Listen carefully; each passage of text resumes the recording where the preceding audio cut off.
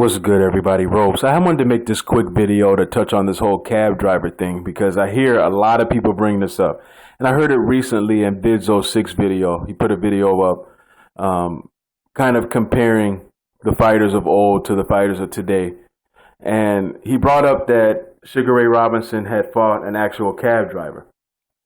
And here's the point that I want to make in this video, okay? Does it mean that that opponent that was a cab driver that fought Sugar Ray Robinson was a complete bum because he needed to have a second job to be able to support himself? Because one major factor that you have to keep in mind is that these guys weren't getting paid $10 million, $20 million, or even $5 million per fight like these fighters are today. These fighters of today can afford to make boxing their sole source of income.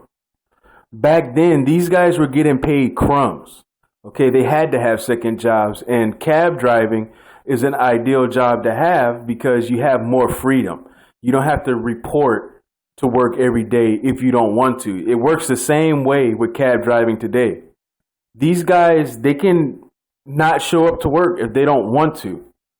Okay, most of them are just independent. They can decide to drive if they want to, and if there's something else that they have to do on that day, they don't have to report in. They're not going to get fired or anything like that. So cab driving was an ideal job to have because if they wanted to train at a certain time, they had the freedom to be able to do that. If they wanted to take a couple of days off before their fight, they had the freedom to do that, and their cab is still going to be there waiting on them after their fight. But just because they're a cab driver, does that mean that they parked their car, changed their clothes into their boxing gear, and just walked into the ring with Sugar Ray Robinson with no training or anything at all? I mean, to me, the argument really doesn't hold too much water because these guys who Sugar Ray Robinson fought, I'm quite sure they really did want to beat him. I'm quite sure they went in there and threw punches to try to knock his ass out. And Sugar Ray Robinson still had to use his defense, use his footwork, use his hand speed, use his boxing ability to be able to beat these guys. Does Chavez Jr. not deserve credit for beating Manfredo Jr. because Manfredo had a regular day job? Does that mean that that win doesn't mean anything? He doesn't deserve any credit at all for beating him. And I'm not trying to say that Manfredo is some type of world-class A-list fighter. What I'm saying is Manfredo went in there trying to knock Chavez Jr.'s head off. He really did want to win the fight. But should we take that credit away from Chavez Jr. because he had another job? It really doesn't make any sense. Okay, there's fighters today that can't afford to make boxing their sole source of income. It works the same way in MMA and maybe a few other sports. I'm not too sure. But there's a lot of these guys that have to have other jobs to support themselves. Everybody's not getting paid $20 million, $30 million a fight like Floyd Mayweather. You know, Sugar Ray Robinson couldn't take a year off and then come back and make enough money to support him for the rest of his life. He couldn't do that. That's why the guy had to fight 5 or 6 times a month, maybe more sometimes. That's a major factor. We can't just ignore that and say, oh, well, he fought a cab driver. A lot of these guys were cab drivers. A lot of these guys had second jobs. If it wasn't driving a cab, it was working in a factory or doing some other shit. Because they weren't making millions of dollars. I mean, the first time a boxer made $5 million, it was Muhammad Ali. I think it was the first or second time, if I'm not mistaken, where he fought Joe Frazier. He made $5 million, and that was the highest that a boxer had ever been paid in the history of the sport at that particular time. Okay, that's $5 million. He was the face of boxing, pretty much, Muhammad Ali. He was the biggest star in boxing. Can you imagine Floyd Mayweather today making $5 million?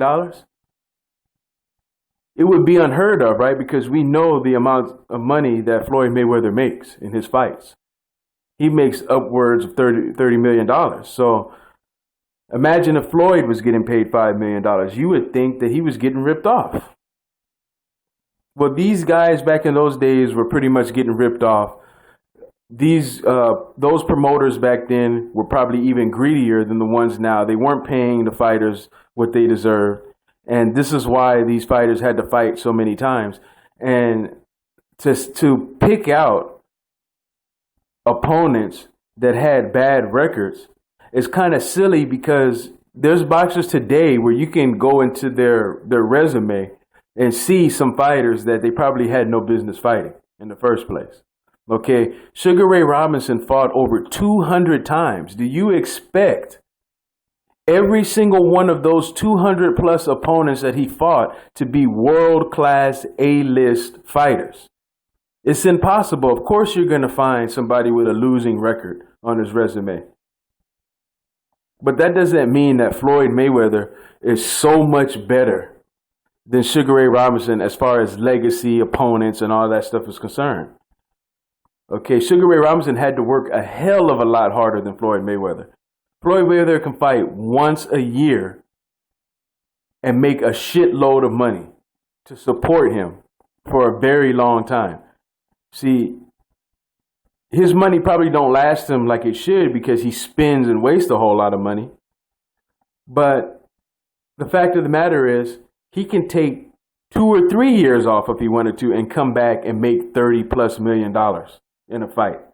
Okay, Sugar Ray Robinson didn't have that luxury to be able to do that. He actually had to get in there and fight. And of course you're going to be able to find some bums on his resume. Of course you're going to be able to. Because like I said, there wasn't 200 world-class athletes in the sport of boxing at that time. Not even today. In today's time, can you find 200 world-class athletes to be able to say, oh, well, you know, this guy is incredible because every single person that he fought was an A-list fighter? Because that's not the case for Floyd Mayweather. It's not the case at all. It's not the case for Manny Pacquiao. It's not the case for Canelo Alvarez or Chavez Jr. It's not the case, man. They all have bums on their resume. Every single fighter has bums on their resume. So to try to pick out a cab driver who had to have a second job to support himself because he wasn't getting paid shit, it's not really that good of an argument. I don't know what y'all think. This is just my opinion on it. But you guys leave me your comments and let me know what you think about that. I'm out.